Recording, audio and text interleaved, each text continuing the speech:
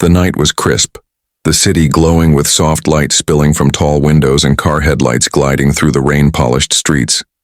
Inside the Velvet Oak Bistro, conversations were low, glasses clinked gently, and violins played somewhere unseen. At the corner table, Ethan Ward sat alone, his posture sharp, his expression unreadable. He was the kind of man people whispered about. The youngest CEO of Ward International. Brilliant, disciplined, intimidating. But lately his life had become a series of board meetings, empty penthouse dinners, and sleepless nights staring at the city that obeyed his every command yet gave him nothing back. And tonight? Tonight was supposed to be his last blind date. His sister, tired of watching him turn into a machine, had begged him to go. "She's not like the others," she'd said. "Give her 5 minutes." Ethan checked his watch, exactly on time as always. 5 minutes. Then he'd leave, like he always did. He lifted his glass of water, waiting, preparing polite small talk he didn't mean, when the restaurant door burst open, and in rushed chaos itself. A woman, laughing breathlessly, cheeks flushed, one shoe slightly muddy, hurried inside. Her dark hair was messy from the wind, and her eyes sparkled like someone who'd just found humor in disaster. She scanned the tables until her gaze landed on him. "You must be Ethan," she exclaimed, heading straight toward him. "Oh, thank God, I thought I went to the wrong restaurant. You wouldn't believe the day I've had." Ethan blinked. "Oh, hello." She slid into the seat across from him before he could stand, setting her purse down with a little sigh. "Okay, first, I'm so sorry I'm late. There was traffic, a broken traffic light, and then a dog," she gestured wildly, "ran into the street, so I had to help the owner catch it." He just stared, half stunned, half amused. "A dog, yes," she laughed. "And then my taxi driver thought I said library instead of bistro, so I almost ended up at the public library." Ethan blinked once, then twice, and something strange happened. He smiled. It wasn't forced or practiced like at work, it just happened. "It's fine," he said quietly. "You made it." "Barely," she said, grinning. "But here I am. So, are you one of those serial blind daters, or am I lucky number 50? Ethan's eyebrow lifted slightly. "Lucky number 6. 6? Not bad," she teased. "So why do you keep trying?" He leaned back, folding his hands. "Because my sister won't stop arranging them." "Ah," she said knowingly. Family guilt. The most powerful matchmaking force on earth.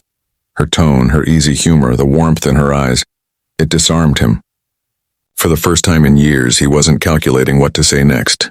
He was just there in the moment. Then she did something no one had ever done on a date with him.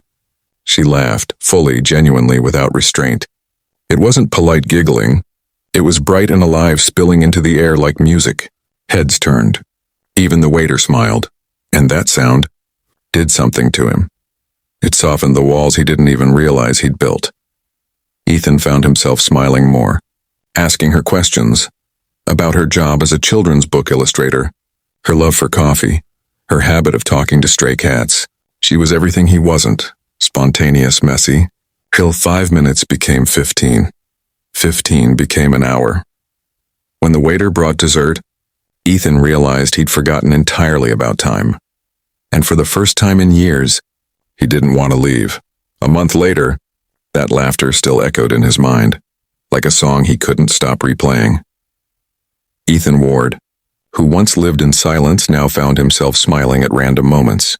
He started leaving the office early, taking long walks through the park where she liked to sketch.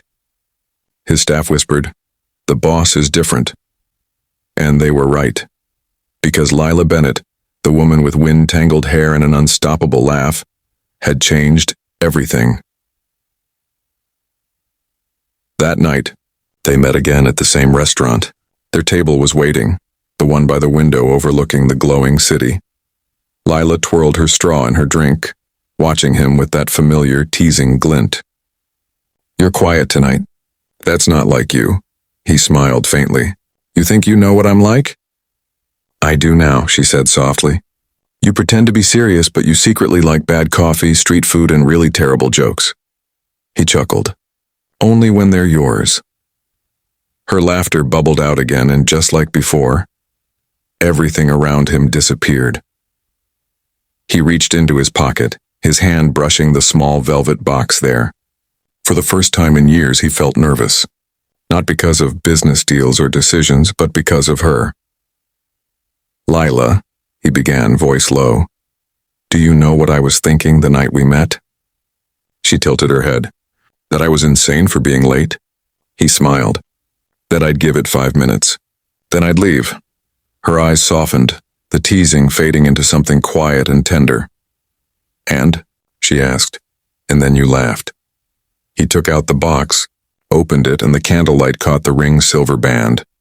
Simple, elegant, just like her. "I walked in planning to leave," he said. "But you made me want to stay, and I haven't wanted to leave since." Her breath caught. Tears shimmered in her eyes. He reached across the table, his fingers brushing hers. "So, will you let me stay? For as long as you'll have me?" For a long heartbeat, the world stood still. Then Lila smiled through her tears. That same radiant, irrepressible smile, and whispered, "Stay forever." The restaurant erupted into quiet applause, but neither of them noticed.